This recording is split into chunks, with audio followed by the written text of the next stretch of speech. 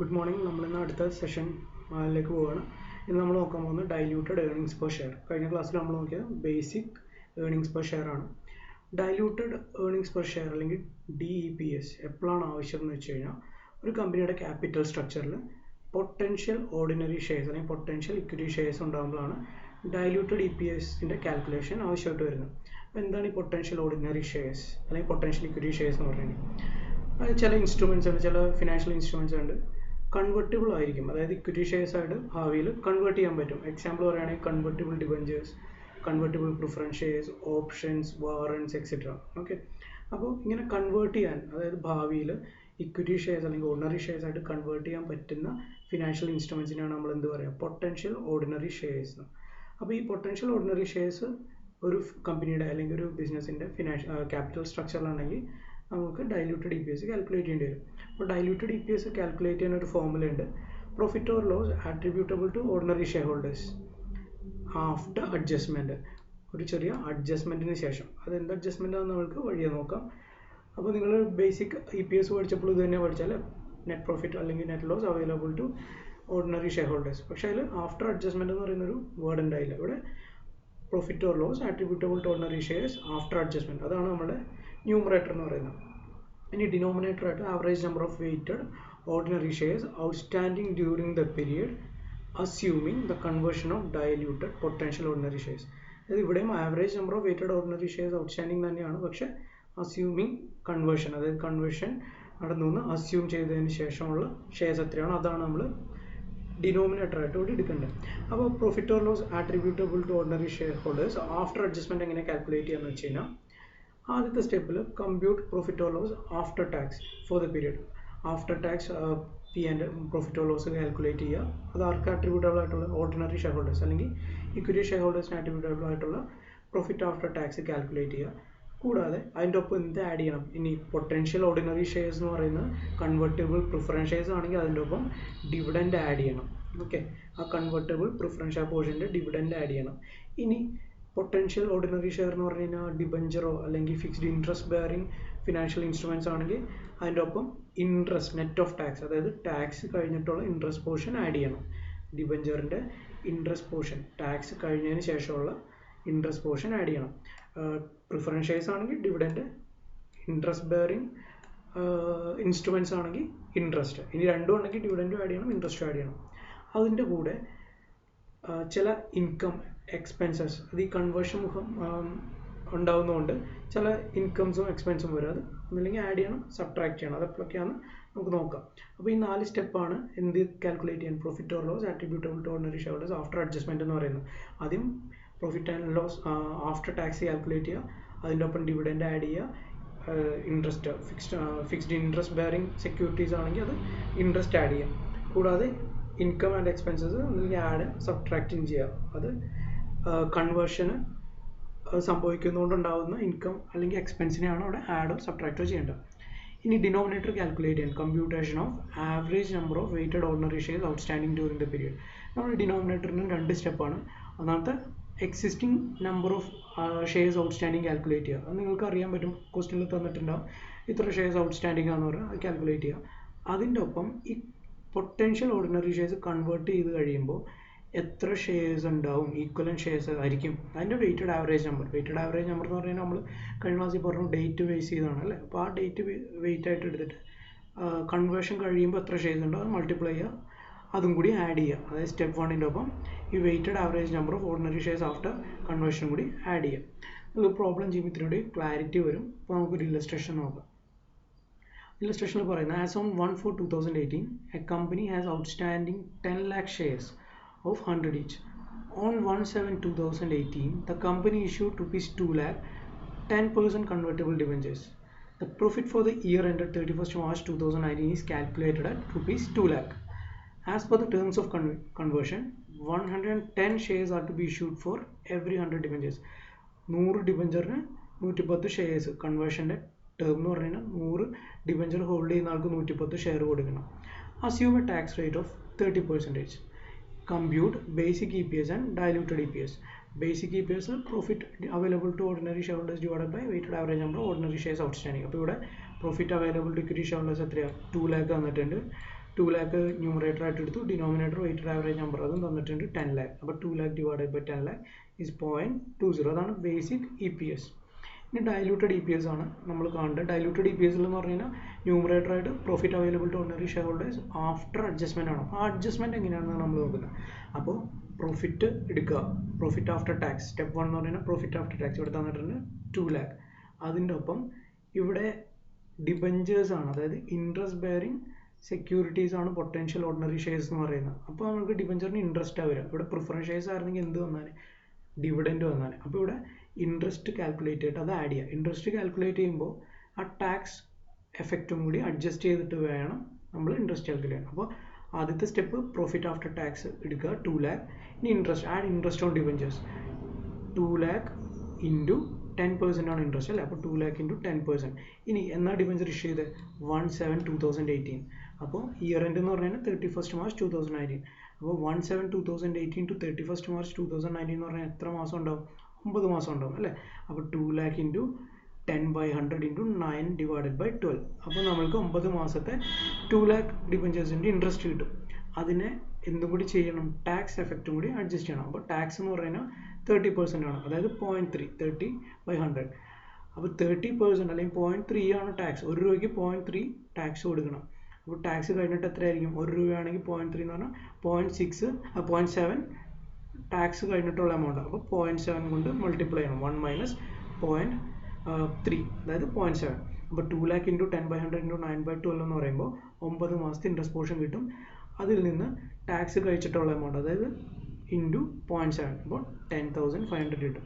അപ്പോൾ adjusted profit എത്രയാണ്? 2 lakh plus 10,500 is equal to 2 lakh 10,500. അപ്പോൾ നമുക്ക് ന്യൂമറേറ്റർ കിട്ടി. ഇനി ഡിനോമിനേറ്റർ കാൽക്കുലേറ്റ് ചെയ്യണം അല്ലേ. ഡിനോമിനേറ്റർ എന്ന് പറയുന്നത് ആദ്യത്തെ സ്റ്റെപ്പ് എക്സിസ്റ്റിംഗ് ഷെയർസ് അല്ലെങ്കിൽ ഔട്ട്സ്റ്റാൻഡിങ് ഷെയർസ്. 10 lakh ഇവിടെ തന്നിട്ടുണ്ട്, 10 lakh എടുത്ത് എഴുതി. ഇനി ഈ ഡിബഞ്ചേഴ്സ് കൺവേർട്ട് ചെയ്ത് കഴിയുമ്പോൾ എത്ര ഷെയർസ് ആവും?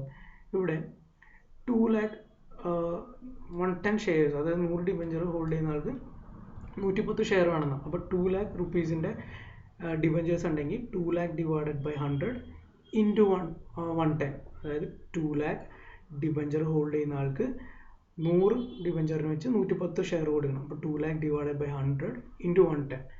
ഇനി എത്ര മാസത്തെ വെയിറ്റഡ് ആവറേജാണ് നമ്മൾക്ക് കണ്ടത് അല്ലേ. വെയിറ്റഡ് ആവറേജ് എന്ന് പറയുമ്പോൾ ഇഷ്യൂ ചെയ്തുകൊണ്ടുള്ള ഡേറ്റ് വെച്ച് കാണാം. അപ്പോൾ 9 മാസം ഉണ്ട്. ജൂലൈ 1 ഇഷ്യൂ ചെയ്ത് മാർച്ച് 31 വരെ 9 months അല്ലേ. അപ്പോൾ 2 lakh into 110 divide by 100 into weight എന്ന് പറഞ്ഞാൽ 9/12. അപ്പോൾ എത്ര കിട്ടും? 1,65,000 ഷെയർസ് കിട്ടും. അപ്പോൾ 10 lakh പ്ലസ് 1,65,000 11,65,000 ഷെയർസ് കിട്ടും. ഇതാണ് നമ്മളുടെ ഡിനോമിനേറ്റർ. അപ്പോൾ നമുക്ക് ഡൈല്യൂട്ടഡ് EPS കാണാൻ ന്യൂമറേറ്റർ ഡിവൈഡഡ് ബൈ ഡിനോമിനേറ്റർ, അതായത് 2,10,500 ഡിവൈഡഡ് ബൈ 11,65,000, അതായത് 0.18 rupees ആണ് ഡൈല്യൂട്ടഡ് EPS എന്ന് പറയുന്നത്. ഓക്കെ, ഇനി വേറൊരു illustration. Able limited had outstanding ordinary shares of ₹50 lakh on 1/4/2018. Sorry, rupees അല്ല, 50 lakh ഷെയർസ് ആണ്. Able limited and outstanding ordinary shares of 50 lakh on 1/4/2018. April 2018 ഫസ്റ്റിന് 50 lakhൻ്റെ ഓർഡിനറി ഷെയർസ് ഉണ്ടായിരുന്നു. പ്രോഫിറ്റ് ഫോർ ദ ഇയർ 2018-19, അതായത് April 2018 to March 2019 വരെ profit എത്രയാണ്? 1 crore ആണ് പറഞ്ഞേക്കുന്നത്. The company had 12% 1 lakh convertible debentures outstanding, അതായത് പൊട്ടൻഷ്യൽ ഓർഡിനറി ഷെയർസ് എന്ന് പറയുന്നത് 1 lakh ആണ് അല്ലേ. Of ₹100 each to be converted into 10 ordinary shares, അതായത് ഓരോ ഡിബഞ്ചർ ഹോൾഡ് ചെയ്യുന്നതിനും 10 ഷെയർ ഇഷ്യൂ ചെയ്യണം. അപ്പോൾ ഇവിടെ 1 lakh ഡിബഞ്ചേഴ്സ് ഉണ്ട്. അപ്പോൾ എത്ര ഷെയർസ് ആവും കൺവേർഷൻ കഴിയുമ്പോൾ? 10 lakh ഡിബഞ്ചേഴ്സ് ആവും, അല്ല 10 lakh ഓർഡിനറി ഷെയർസ് ആവും അല്ലേ കൺവേർഷൻ കഴിയുമ്പോൾ. അതായത് ഇവിടെ പറഞ്ഞേക്കുന്ന ഓരോ ഡിബഞ്ചറിനും 10 ഷെയർ ഇഷ്യൂ ചെയ്യണം. ഇവിടെ 1 lakh ഡിബഞ്ചേഴ്സ് ഉണ്ട്. അപ്പോൾ 1 lakh ഇൻറ്റു 10 കൺവേർഷന് ശേഷം 10 lakh ഓർഡിനറി ഷെയർസ് ആവും. അപ്പോൾ ഇവിടെ ആദ്യം പറഞ്ഞേക്കുന്നത് basic EPS and diluted EPS should be calculated. Tax rate is 30%. അപ്പോൾ ബേസിക് EPS കാൽക്കുലേറ്റ് ചെയ്യാൻ പ്രോഫിറ്റ്, ഇവിടെ പ്രോഫിറ്റ് ആഫ്റ്റർ ടാക്സ് ഇവിടെ 1 crore എന്ന് പറഞ്ഞിട്ടുണ്ട്. ഇനി divided by weighted average number of ordinary shares outstanding, ഇവിടെ 50 lakh ആണ്. അപ്പോൾ 1 crore ഡിവൈഡഡ് ബൈ 50 lakh എത്ര ബേസിക് EPS? ₹2 per share. ഇനി ഡൈല്യൂട്ടഡ് EPS ആണ്. ഡൈല്യൂട്ടഡ് EPS ആണെങ്കിൽ ആദ്യം നമുക്ക് പൊട്ടൻഷ്യൽ ഓർഡിനറി ഷെയർസ് കാൽക്കുലേറ്റ് ചെയ്യണം അല്ലേ. അപ്പോൾ നമ്പർ ഓഫ് കൺവേർട്ടിബിൾ ഡിബഞ്ചേഴ്സ് എന്ന് പറഞ്ഞാൽ 1 lakh ആണ്. അത് പൊട്ടൻഷ്യൽ ഓർഡിനറി ഷെയർസ് ആകുമ്പോൾ 1 lakh ഇൻറ്റു 10, അതായത് ഓരോ ഡിബഞ്ചറും 10 എണ്ണം വെച്ച്. അപ്പോൾ 1 lakh ഡിബഞ്ചറിന് ഇൻറ്റു 10, അപ്പോൾ 10 lakh equity shares ആവും ആഫ്റ്റർ കൺവേർഷൻ. ഇനി total number of ordinary shares plus after conversion എത്രയാണ്? 50 lakh പ്ലസ് 10 lakh. ഇതാണ് നമ്മൾക്ക് എന്തായിട്ട് കാൽക്കുലേറ്റ് ചെയ്യേണ്ടത്? നമ്മുടെ ഡിനോമിനേറ്റർ. അപ്പോൾ 60 lakh വരും. ഇനി ഇവിടെ നെറ്റ് പ്രോഫിറ്റ് എത്രയാണ് പറഞ്ഞേക്കുന്നത്? 1 crore. പക്ഷെ നമ്മൾക്ക് വെറും നെറ്റ് പ്രോഫിറ്റ് അല്ല കാൽക്കുലേറ്റ് ചെയ്യേണ്ട, പ്രോഫിറ്റ് ആഫ്റ്റർ അഡ്ജസ്റ്റ്മെൻ്റ് ആണ് അല്ലേ. അപ്പോൾ ഈ 1 crore ഒപ്പം എന്ത് ചെയ്യണം? ഇവിടെ ഡിബഞ്ചേഴ്സ് ആണ്, fixed interest bearing financial instruments ആണ് വന്നേക്കുന്നത്. അപ്പോൾ ആ ഇൻട്രസ്റ്റ് പോർഷൻ കാണണം. അപ്പോൾ ഇവിടെ 1 crore ഡിബഞ്ചേഴ്സ് ഉണ്ട്, അതിന് 12% എന്താ ഇൻട്രസ്റ്റ് ആണ്. അപ്പോൾ ഇൻട്രസ്റ്റ് ഓൺ ഡിബഞ്ചേഴ്സ് എന്ന് പറഞ്ഞു കഴിഞ്ഞാൽ 12 lakh ആണ്. അത് എന്ത് ചെയ്യണം? ആഡ് ചെയ്യണം നെറ്റ് പ്രോഫിറ്റിൻ്റെ ഒപ്പം അല്ലേ. അപ്പോൾ 1 crore പ്ലസ് 12 lakh. അപ്പോൾ അഡ്ജസ്റ്റഡ് പ്രോഫിറ്റ് എന്ന് പറഞ്ഞു കഴിഞ്ഞാൽ 1 crore 12 lakh. അതിൽ നിന്ന് നമ്മൾ എന്ത് ചെയ്യണം? ടാക്സ് പോർഷൻ കുറയ്ക്കണം അല്ലേ. 12 lakhൻ്റെ അതായത് ഇൻട്രസ്റ്റിൻ്റെ ടാക്സ് എഫക്റ്റും കൂടി അഡ്ജസ്റ്റ് ചെയ്യണം. അപ്പോൾ 12 lakhൻ്റെ 30% എത്രയാണ്? 3,60,000. അതായത് അത് കുറയ്ക്കണം. അപ്പോൾ 1 crore 12 lakh മൈനസ് 3,60,000. അപ്പോൾ 1 crore 8,40,000. അതാണ് അഡ്ജസ്റ്റഡ് പ്രോഫിറ്റ്. നിങ്ങൾക്ക് മുന്നത്തെ പ്രോബ്ലം ചെയ്ത പോലെ വേണമെങ്കിൽ ഡയറക്റ്റ് ആയിട്ടും ചെയ്യാം. അതായത് ഇവിടെ നെറ്റ് പ്രോഫിറ്റ് 1 crore ഉണ്ട്. ഇനി ഡിബഞ്ചർ ഇൻട്രസ്റ്റ് നിങ്ങൾക്ക് 1 crore ഇൻറ്റു 12%, അതായത് 1 crore റുപ്പീസിൻ്റെ ഡിബഞ്ചേഴ്സ് ഉണ്ട്, അതിൻ്റെ ഇൻട്രസ്റ്റ് 12%, അതായത് 12 lakh. അതിൻ്റെ ടാക്സ് എഫക്റ്റ് ഡയറക്റ്റ് അഡ്ജസ്റ്റ് ചെയ്യാം. ഡയറക്റ്റ് അഡ്ജസ്റ്റ് ചെയ്യാന്ന് പറഞ്ഞാൽ 1 മൈനസ് ഇവിടെ 0.3, അപ്പോൾ 0.7. 12 lakh ഇൻറ്റു 0.7 8,40,000. അപ്പോൾ ഡയറക്റ്റ് ആഡ് ചെയ്ത് കഴിഞ്ഞാലും നിങ്ങൾക്ക് കിട്ടും 1 crore 8,40,000.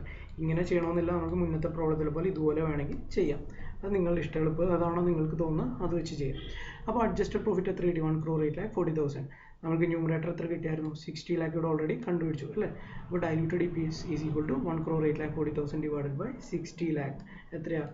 റുപ്പീസ് 1.81. നമുക്ക് ബേസിക് EPS കിട്ടിയത് ₹2 per share. ഇനി അടുത്ത ഇലസ്ട്രേഷൻ എന്ന് പറയുന്നത് ABC limited reported a net profit of ₹2 lakh in the year 2018-19. 2018-19 financial ഇയറിൽ ABC ലിമിറ്റഡിന് 2 lakh പ്രോഫിറ്റ് ഉണ്ടായിരുന്നു. It had 20,000 equity shares outstanding during the year.